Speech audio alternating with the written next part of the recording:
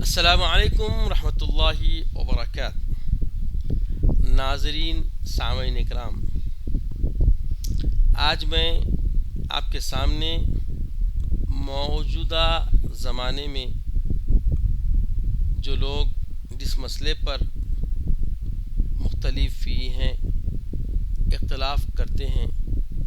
اس کو میں سیدنا شیخ الاسلام حضرت العلامہ مولانا حافظ محمد انوار اللہ فاروقی فضیلت جنگ علیہ رحمۃ الرضوان بانی جامع نظامیہ کی کتاب انوار احمدی سے جو مضمون وابستہ ہے، یہ کتاب ایک ایسی کتاب ہے اپنی ایمان و عقیدے کی پختگی اور مضبوطی کے لیے انوار احمدی کا مطالعہ، جو حضور اکرم صلی اللہ علیہ وسلم کی عظمت کی سب سے اعلیٰ کتاب مانی گئی ہے، جس کا پڑھنا ہر مسلمان کے لیے ایمان کی تازگی اور نور ایمان کی جلا بخشنے کا سرچشمہ ہے۔ اسی کتاب سے یہ موضوع جس کے بارے میں لوگ اختلاف کر رہے ہیں، اذان میں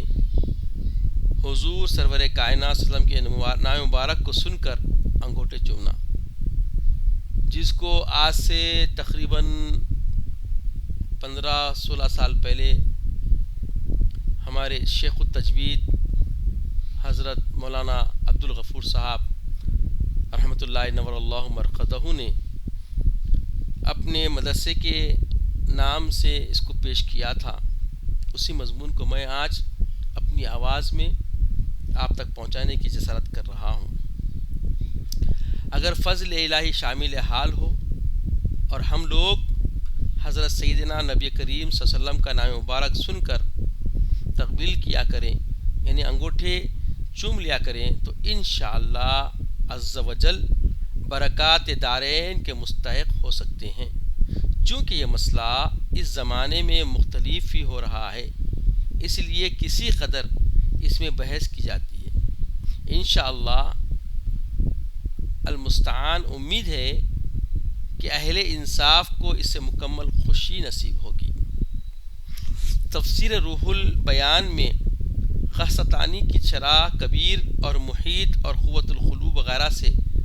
نقل کیا ہے کہ جب مؤذن پہلی بار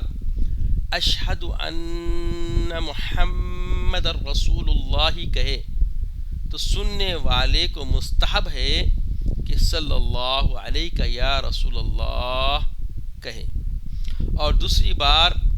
انگوٹھوں کے ناخن آنکھوں پر رکھے اور قرۃ عینی بی کا یا رسول اللہ صلی اللہ علیہ وسلم کہہ کر یہ دعا پڑھے، اللہم متعنی بالسمع والبصر۔ اور محیط میں لکھا ہے کہ صدیق اکبر رضی اللہ تعالی عنہ جو خلیفۃ المسلمین ہیں، بعد النبیین افضل من الناس جس کا مرتبہ ہے، آپ نے آن صلی اللہ علیہ وسلم کا نام پاک مؤذن سن کر انگوٹھوں کے ناخن اپنے آنکھوں پر رکھے،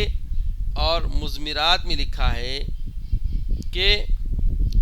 آدم علیہ السلام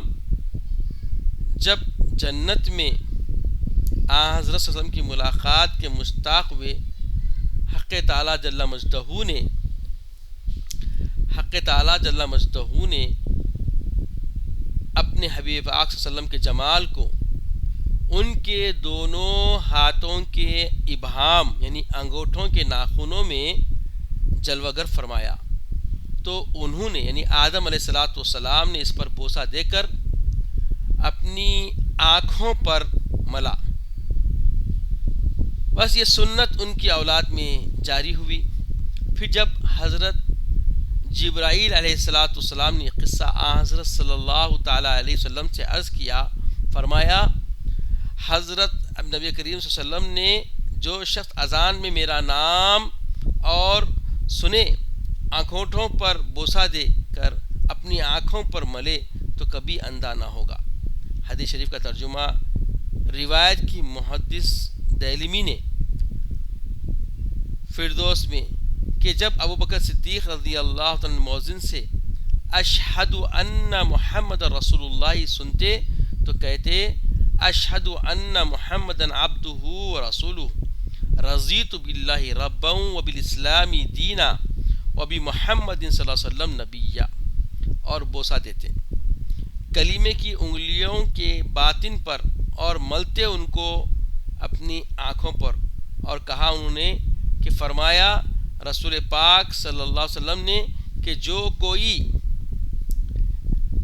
کرے جیسا کہ میرے خلیل یعنی حضرت سیدنا ابوبکر صدیق رضی اللہ تعالیٰ نے کیا ہے،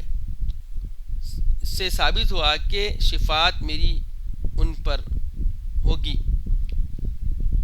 لیکن یہ حدیث درجہ صحت کو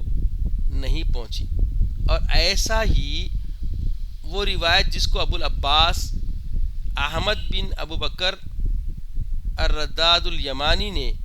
کتاب موجبات الرحمہ و عزائم المغفرہ میں خضر علیہ السلام سے ذکر کیا ہے، جو شخص مؤذن سے اشہد ان محمد رسول اللہ سن کر مرحبا بی حبیبی وقرۃ عینی محمد ابن عبداللہ صلی اللہ علیہ وسلم کہے، پھر بوسہ دے انگوٹھوں پر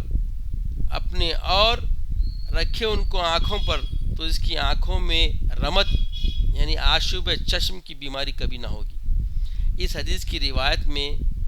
بعض مجاہل ہیں اور انقطاع بھی ہیں۔ پھر روایت کی ابو العباس نے اپنے بھائی فقی محمد بن البابا سے کہ ایک بار سخت ہوا چلی جس سے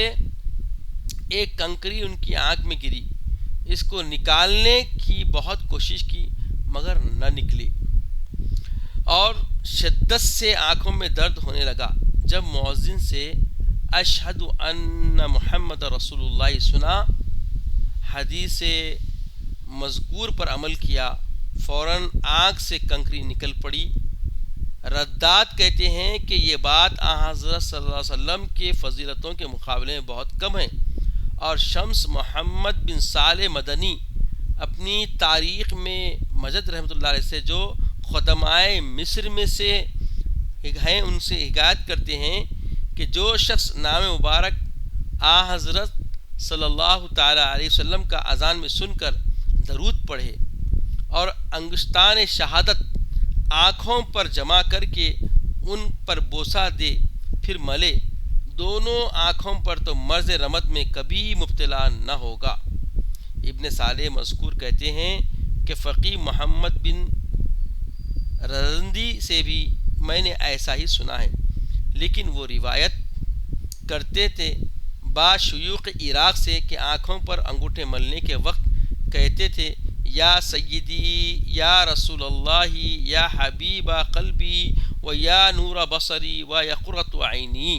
ابن صالح کہتے ہیں کہ وہ دونوں شیخ کہتے تھے کہ جب سے ہم نے یہ شروع کیا ہے کبھی ہمیں آشوب چشم نہ ہوا،